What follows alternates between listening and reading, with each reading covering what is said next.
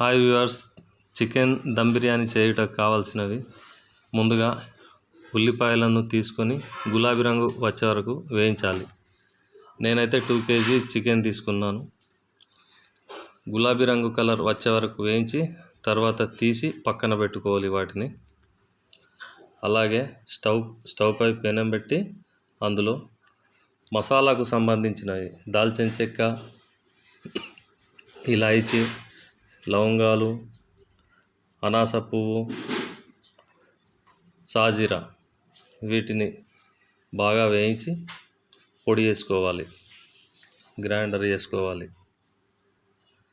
దాన్ని పక్కన పెట్టుకొని చికెన్ ముక్కలను తీసుకొని వాటికి కావాల్సిన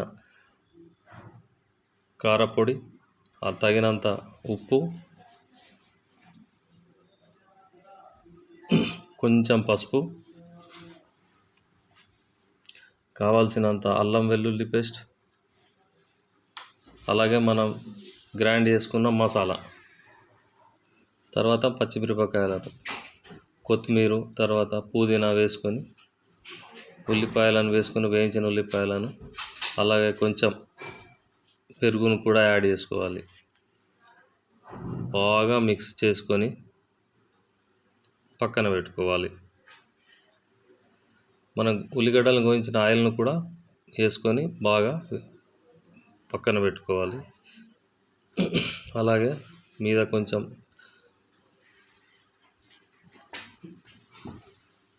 ఈ రైస్ విషయానికి వస్తే రైస్ను 60-70% వరకు ఉడకనిచ్చి తర్వాత దాన్ని తీసి చికెన్ మీద లేయర్ల టైపు వేయాలి.